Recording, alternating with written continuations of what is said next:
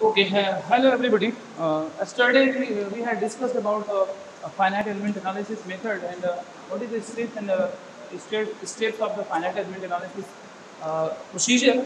We had discussed earlier in the lecture. Today I am going to discuss about some numerical on the basis of the finite element analysis. How can you solve the problems with the help of the finite analysis method? Okay. तो आज हम लोग discuss करेंगे कि कैसे हम problem को solve करेंगे एफ ई ए का यूज करके। ठीक है, 2-3 न्यूमेरिकल मैं लगवाऊंगा जिससे आपको बिल्कुल क्लियर हो जाए। हमने पहला स्टेप क्या बताया था? सबसे पहले हमने डिस्कस किया था कि उसके स्टेप्स क्या क्या हैं, क्या क्या स्टेप उसमें इन्वॉल्व हैं, वो सारी चीज़ें हम लोगों ने डिस्कस करी थी। तो वो स्टेप्स मैं एक बार दोबारा आपको थोड़ा सा ऐसे ही बता दे रहा हूँ ताकि आपको चीज़ें याद रहें। तो थोड़ा सा 10 मिनट का उसमें टाइम लगेगा। तो सबसे पहले हम लोग डिस्कस कर लें कि पहले हम लोगों ने कल क्या पढ़ा था। ठीक है, इसलिए बहुत महत्वपूर्ण होता है थोड़ा सा रिव्यू कर लेना पिछले लेक्चर्स में हम लोगों ने क्या डिस्कस किया।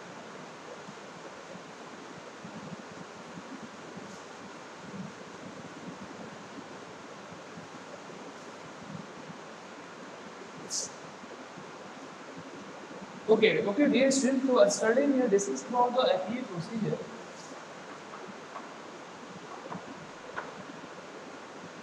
FEA procedure. Yesterday we have discussed about FEA procedure. तो हमने बताया था उसमें स्टेप्स इन्वॉल्व होते हैं।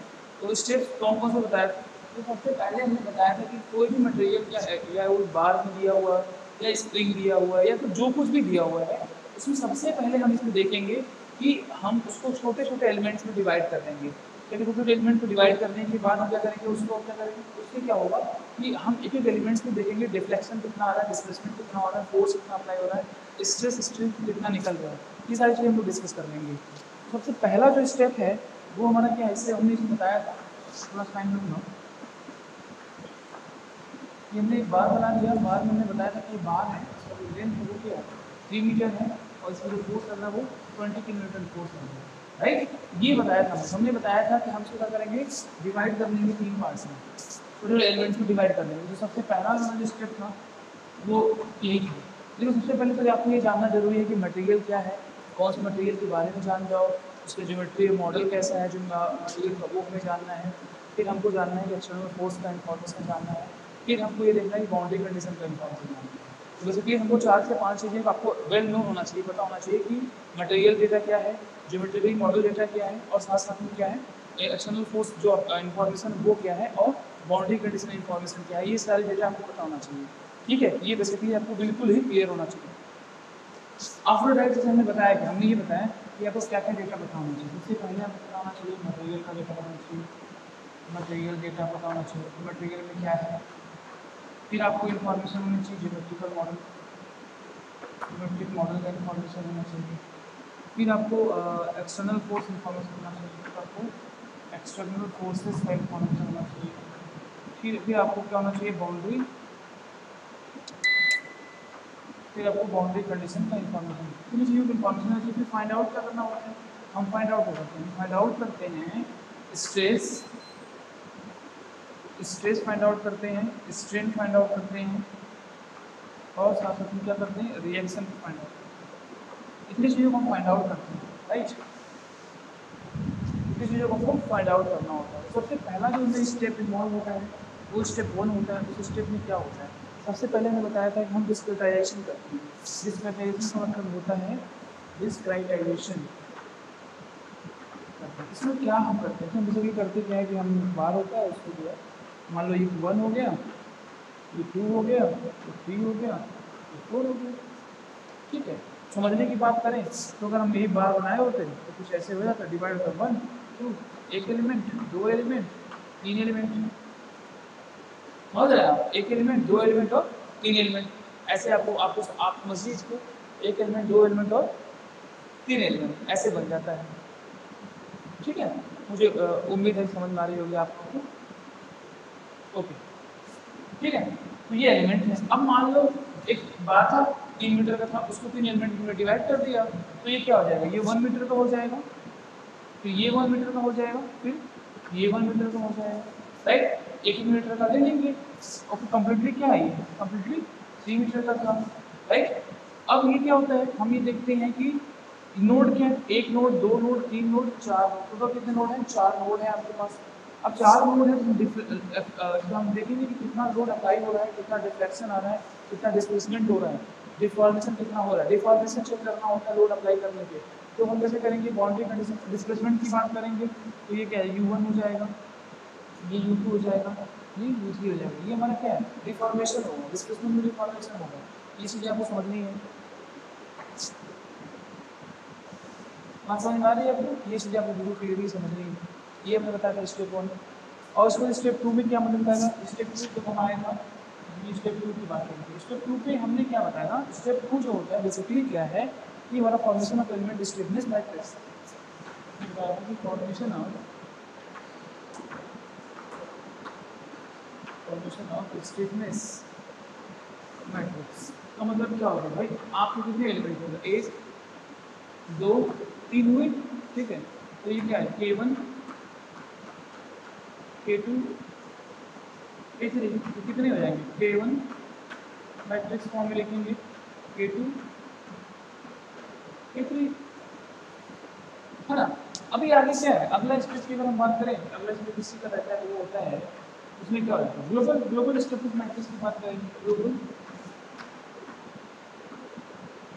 ग्लोबल स्टिफनेस मैट्रिक्स की बात करेंगे। ग्लोबल स्टिफनेस मैट्रिक्स की बात करेंगे तो क्या हो जाएगा, Kg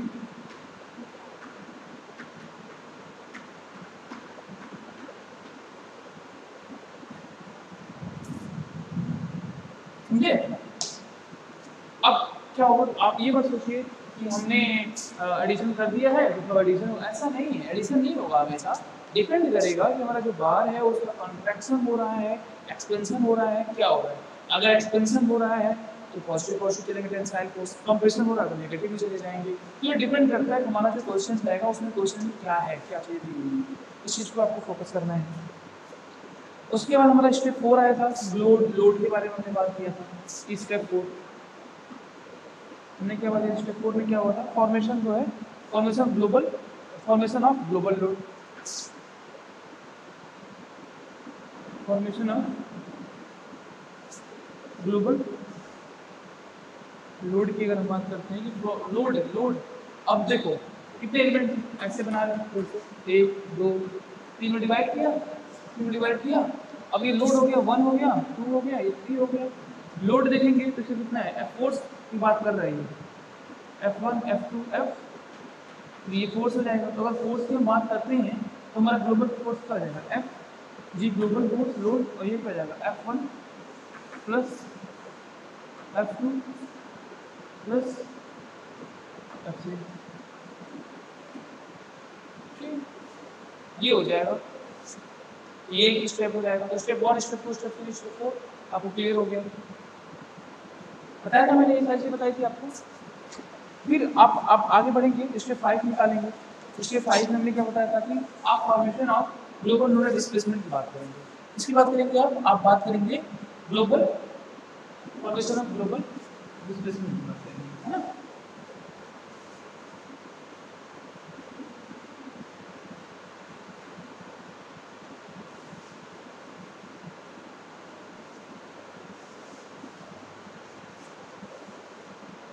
अगला नंबर स्टेप है, तो स्टेप नंबर 5 में क्या हो जाएगा, formation of global nodal displacement, formation of global nodal displacement, formation of global nodal displacement. अगर हम इसकी बात करते हैं, अगर करते हैं तो क्या हो जाएगा, U global is equals to U1 U2 and U3। कैसे किया तुमने, ऐसे देखो, ऐसे करना, ये वाला तीन एलिमेंट बांट रखा है, जितने एलिमेंट्स हैं जो डिफॉर्मेशन आने की चांस रहेंगे ना, ये U1 डिफॉर्मेशन हो जाएगा, ये U2 जाएगा, ये U3 डिफॉर्मेशन आने की प्रोबेबिलिटी रहेगी। लोड अप्लाई करोगे तो डिफॉर्मेशन आगे नहीं आएगा, वो जो डिफॉर्मेशन आएगा वही चीज़ है इसमें। अब हमको क्या तीनों को अलग अलग निकालेंगे, मैट्रिक्स में कुछ करेंगे, ऐड कर देंगे, तो हमारा क्या था, ग्लोबल लोडल डिस्प्लेसमेंट डिफॉर्मेशन हो जाएगा, ठीक है। Now step number 6 which is very important, इसमें आपको जो असेंबली करते हैं, हम असेंबली करेंगे जब, assemblies of global nodal displacement की बात अगर हम करें, assemblies of global nodal displacement की अगर हम बात करें तो क्या हो जाएगा के,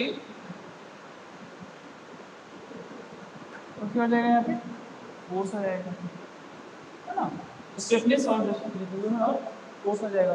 बट जो इनकॉर्पोरेटिंग अगर हम अब अगर अगला स्टेप जो होता है उसको हम क्या बात करते हैं, अगले स्टेप में हम बात करते हैं जो 7 स्टेप है उसमें क्या है, हम बात करेंगे incorporation of the specified boundary conditions, incorporation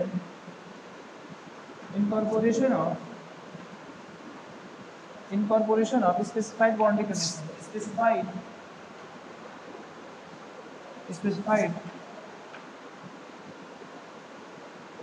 boundary मतलब u क्या हो जाएगा 0 हो जाएगा। और एट द लास्ट में हम देखेंगे एक्सिलरी जो हमारा इक्वेशन आ जाएगा, अब स्टेप नंबर 8 की बात करते हैं, एक्सिलरी इक्वेशन कुछ ऐसे आ जाएगा,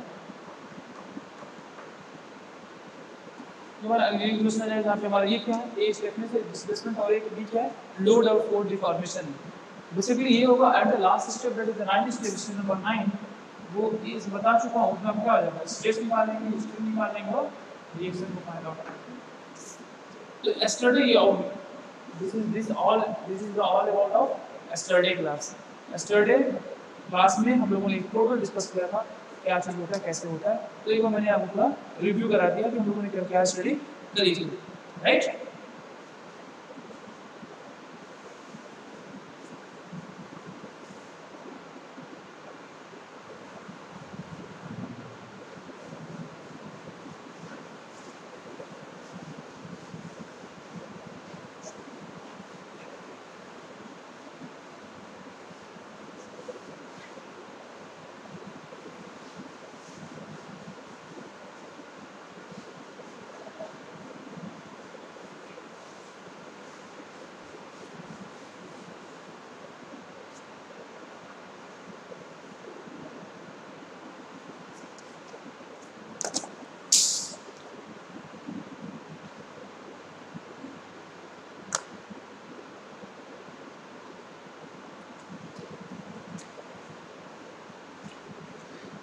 एग्जाम्पल लेते हैं, एक एग्जाम्पल लेते हैं, एग्जाम्पल फर्स्ट लेते हैं, इसको सॉल्व करके देखते हैं, चीज़ों को समझने की कोशिश करते हैं।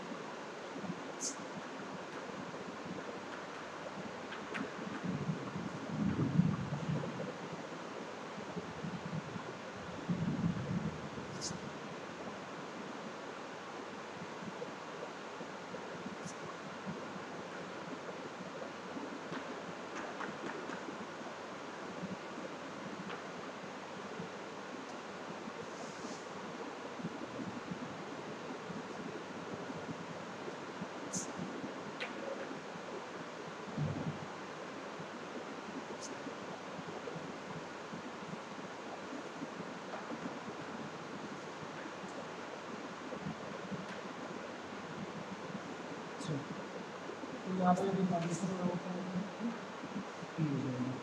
ठीक है, तो बेसिकली हम सबसे पहले क्या करेंगे देखेंगे गिवन डेटा के अंदर,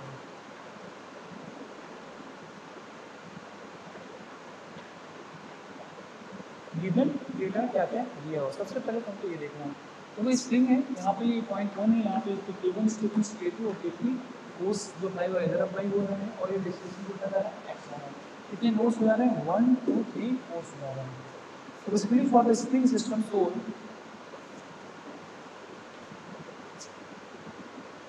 for the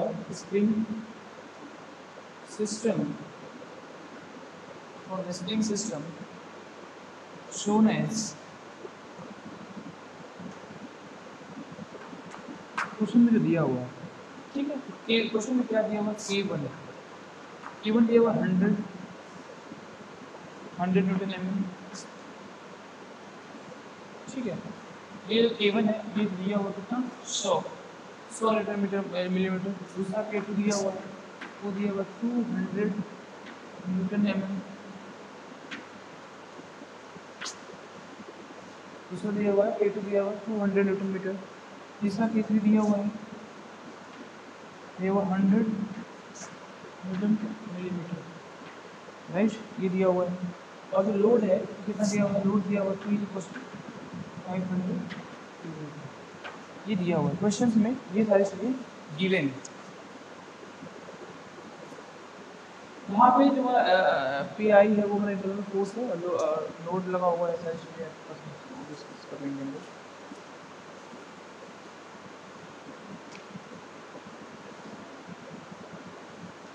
ठीक है, तुम्हें फाइंड आउट क्या करना है, तो फाइंड आउट करना है, फाइंड आउट क्या करना है, फाइंड आउट करना है द ग्लोबल स्टिफनेस मैट्रिक्स। पहला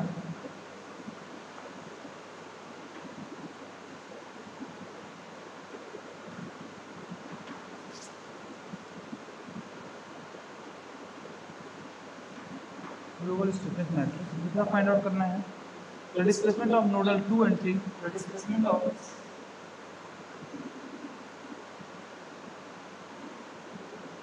nodal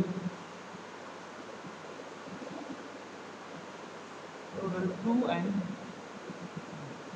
displacement of nodal 2 and 3। C निकालना है, तीसरा फाइंड आउट करना है the reaction force at nodal 1 and 4,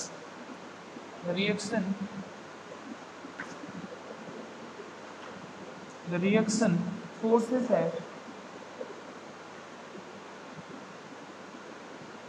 nodes 1 and 4, 1 and 4 है ना, this is not nodal that is nodes।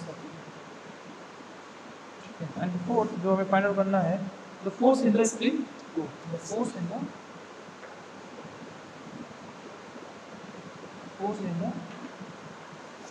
Spring, हमें ये फोर्स निकालना है, राइट। राइट, सी सॉल्यूशन हमको देखना है। तो सबसे पहले क्वेश्चन ये सेमेस्टर एग्जामिनेशन में क्वेश्चन किसी तरीके का आएगा, ये जो 10 नंबर का क्वेश्चन रहेगा, ठीक है। तो इस तरीके के क्वेश्चन आएंगे तो आपको ये पता होना चाहिए कि आपको सॉल्व कैसे करना है, कैसे सॉल्व होना है, कैसे क्या होगा। क्वेश्चन ये आपको पढ़ लीजिए।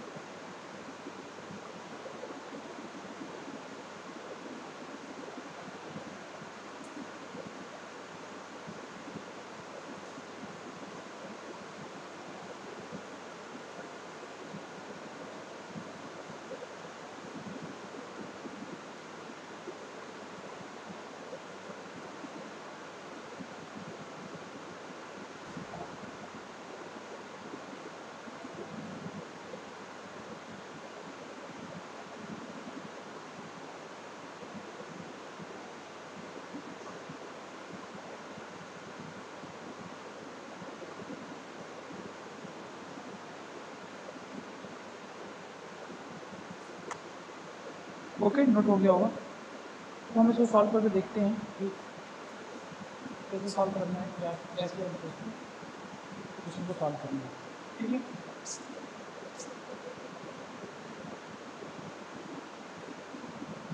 तो सबसे पहले देखेंगे the element of stiffness matrix. तो पहले सबसे पहले हमें फाइंड आउट करना है element stiffness matrix, element stiffness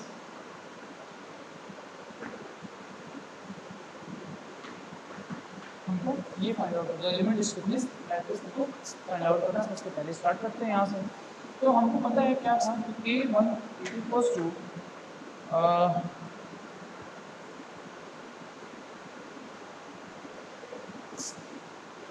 क्या हो जाएगा 100 माइनस 100 माइनस 100 100, ठीक है। तो ये था 1 2। ध्यान दीजिए, ध्यान देंगे अगर आप तो ये फर्स्ट हो जाएगा। K1 जो था उन्होंने क्या बताया था, K1 उन्होंने बताया था K1 में क्या था EAL 1 माइनस 1 माइनस 1 1, ये फॉर्मूला बताया। अभी वैल्यू गिवन है, वैल्यू गिवन है, मतलब ये जो वैल्यू थी K ही था, क्या था K minus K K K, वो वैल्यू ने क्या कर दिया वहाँ पे पुट अप कर दिया। ध्यान समझिएगा, हमने बताया था क्या कि जो K है वो क्या था, वो EAL अंदर क्या था K माइनस K K, ठीक है। और ये वैल्यू अगर यूनिट है, तो वैल्यू यूनिट है, स्प्रिंग के केस में इसकी वैल्यू नहीं रहती, स्प्रिंग के केस में क्या होगा, सिर्फ और सिर्फ आपको ये फार्मूला याद रखना है। और यहाँ पे टी की वैल्यू K1 की वैल्यू कितनी दी हुई है 100, आज क्या करेंगे हम 100 पुटअप कर देंगे, ठीक है। This is question number first. Unit किसमें है, न्यूटन पर मिलीमीटर में है, ठीक है। This is the K1। Similarly K2 की अगर हम बात करते हैं तो क्या हो जाएगा 200 माइनस 200 माइनस 200 200, ये हो जाएगा 2, ये हो जाएगा 3। क्वेश्चन नंबर 2 कैसी बात कर रहे हैं हम, 1 ये हो गया, फिर 2 हो गया, फिर 3 हो गया। 3 स्प्रिंग है ना हमारे पास, अलग अलग स्टिफनेस आएगा। नाउ K3 कितने की बात करेंगे, अगेन देखो क्या है, सेकंड K2 कितना है 200 100, अगेन K3 क्या था 100, तो फिर हम क्या करेंगे यहाँ पुट कर देंगे 100 minus 100 minus 100 and 100 means 3 and again ये this is the, so this is the question number third actually, this is question number second और this is question number third. तो तीनों क्वेश्चन को दिख गया फर्स्ट सेकंड थर्ड, ठीक है। अभी हम क्या करेंगे, apply the superposition concept.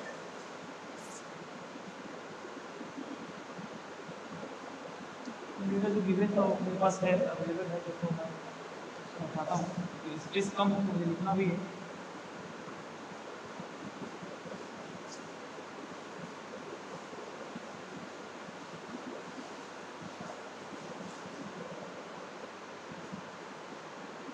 Apply the superposition concept.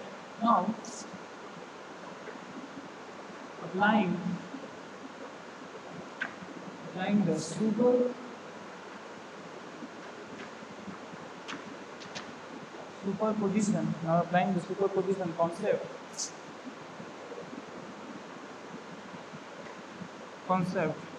We obtain the global stiffness. We obtain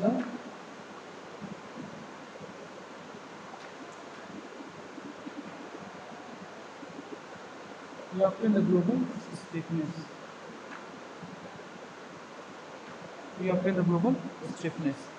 ठीक है। Matrix for the spring system है, matrix for the spring system,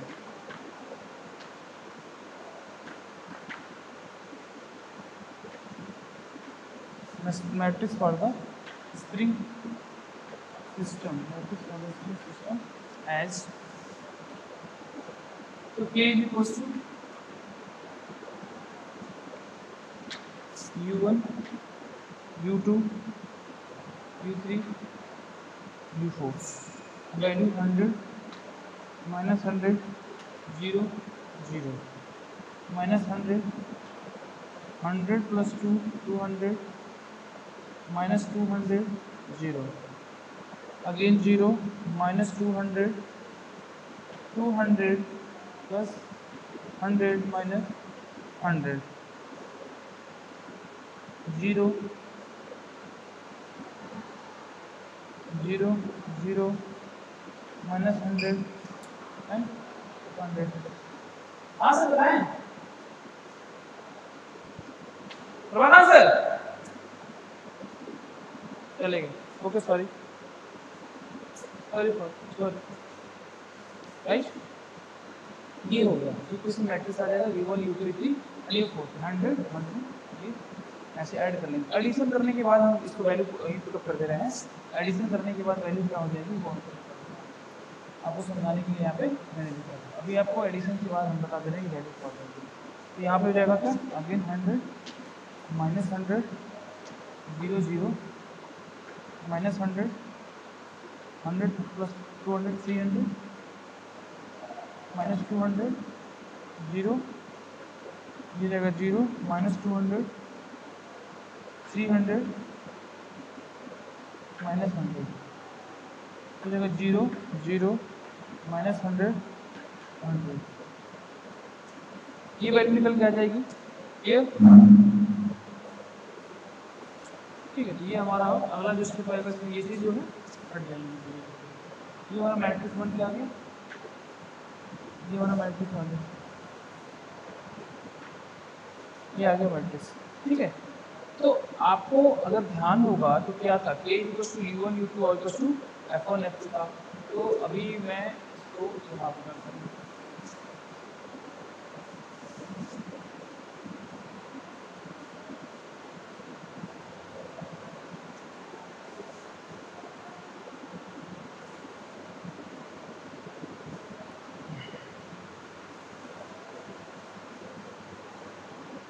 अभी आप देखें तो हमारा जो इक्वेशन एक्सिलरी इक्वेशन था हमारा वो क्या था, ए यू इंटू बी ना, क्या था ये आपको याद होगा।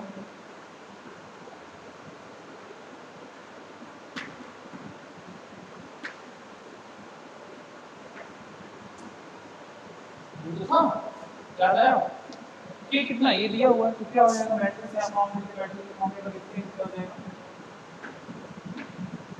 जाएगा 100 माइनस 100 0 0 माइनस 100 300 माइनस 200 फिर 0, फिर क्या हो जाएगा 0 माइनस 200 300 माइनस 100, ठीक है।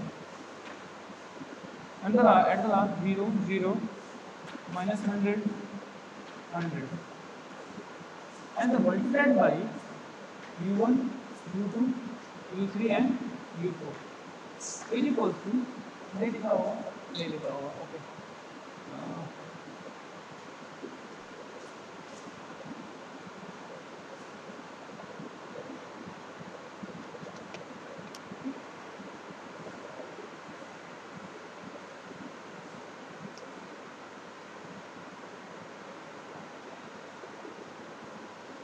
ओके यहाँ पे जो हो जाएगा वो क्या हो जाएगा, वो वैल्यू क्या हो जाएगी देखिए, वो हो जाएगा f1 0 e f4,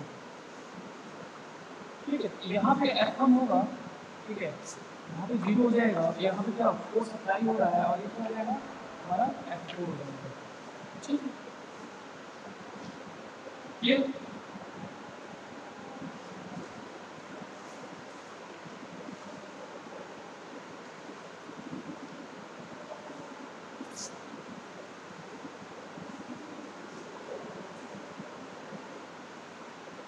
now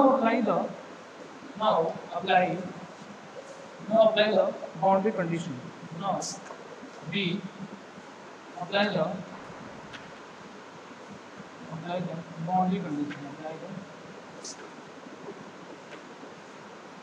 Apply the boundary condition.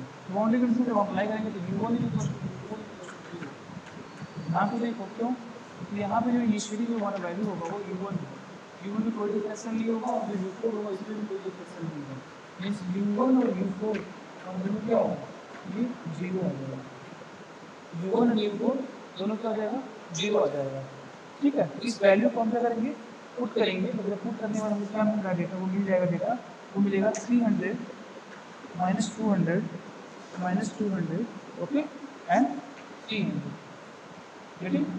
Again हम क्या करेंगे u1 और u4 हमारा हो जाएगा 300 माइनस 200 माइनस 200 एंड 300, तो हमारा वैल्यू क्या होगा u1 u2 u3 u4 means u1 की वैल्यू और u4 की वैल्यू क्या हो जाएगी, दोनों की वैल्यू क्या हो जाएगी, मीन्स क्या आएगा u1 एंड u4 की दोनों की वैल्यू क्या हो जाएगी 0 हो जाएगी, तो दोनों की वैल्यू क्या पुट करेंगे 0 पुट अप करेंगे, u1 और u4 की वैल्यू हम 0 पुट अप करेंगे, समझ में आ रही बात। अगर हम वैल्यू 0 पुट अप करने के बाद हम देखेंगे तो क्या बचेगा u2 बचेगा और u3 बचेगा,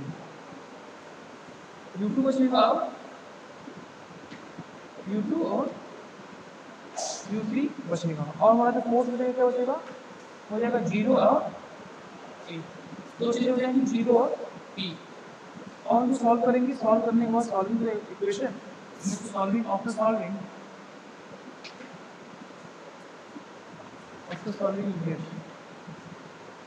हम क्या पाएंगे आफ्टर सॉल्विंग, हमने देखा कि हमारा क्या रहेगा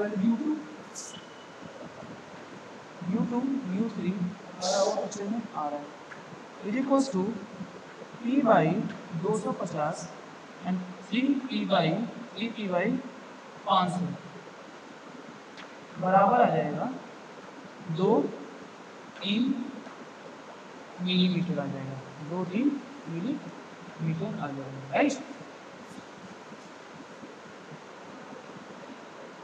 समझ में आ गई बात। Now move करेंगे another इक्वेशन से अगर जो आगे सॉल्व करना है उसको मूव करेंगे, तो सी फॉर्म को देखें, सी फॉर्म क्या है, कह रहा form the first and fourth equation तुमने इक्वेशन बनाई फर्स्ट सेकंड थर्ड और this is fourth and this one इधर वन इज फोर्थ इक्वेशन। जब एक इक्वेशन हमने बनाया था, जो इक्वेशन था उसमें ऐसे था कि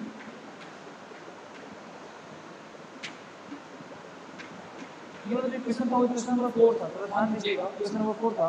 तो इक्वेशन फर्स्ट और फोर्थ इक्वेशन को हम देखें, इक्वेशन 1 में first and fourth equation, in equation 4 we get the reaction को हमने क्या देखा कि F1 is equal to -100 U2 मतलब 200 आ जाएगा, F4 इज इक्वल टू आ जाएगा -100 U3 इज इक्वल टू 300 आ जाएगा।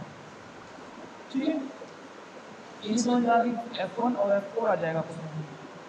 ठीक, now D this is the C point था, हुआ क्या कि first equation first second third था एंड ये शुरू करते हैं equation number 4 equation third first second first और फोर्थ को एक साथ सॉल्व करेंगे तो हमको वैल्यू क्या मिल जाएगा। F1 को फाइंड आउट करेंगे न्यूटन में रहेगा, फिर F4 फाइंड आउट करेंगे वो भी क्या होगा न्यूटन में आएगा।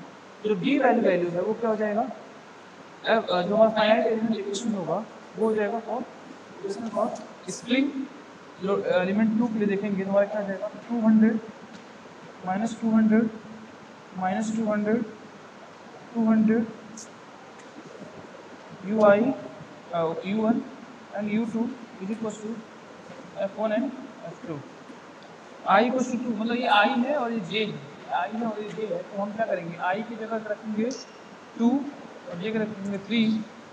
ठीक है, तो ये 2 ये आएगा 3 फोर्स।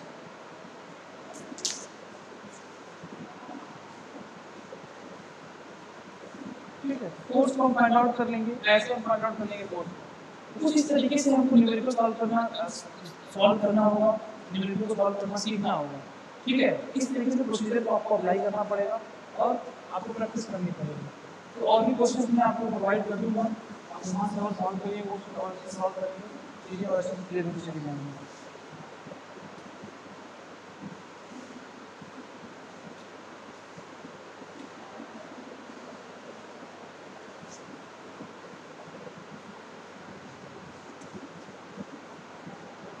Another example, इस क्वेश्चन को मैं दे दे रहा हूँ, क्वेश्चन आप नोट कर लेंगे तो इस तरीके से बनेगा।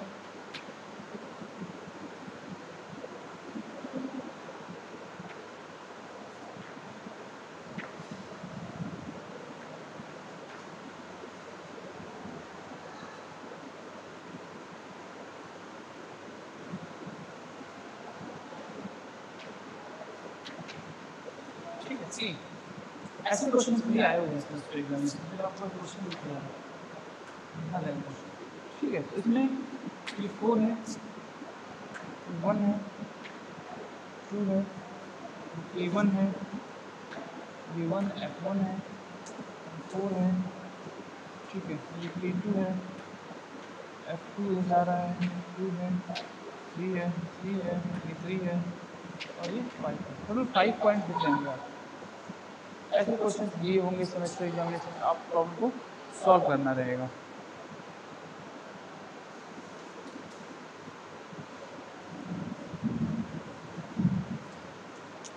ठीक है मेरे स्टूडेंट, तो कुछ इस तरीके से क्वेश्चंस आपके एग्जामिनेशन में पूछे जाते हैं और आपको लगाने होते हैं। ठीक है, ये सारे क्वेश्चंस आपके एग्जामिनेशन में पूछे जाते हैं। आगे का जो क्वेश्चंस है वो भी मैं बता देता हूँ, गिव मी मिनट्स।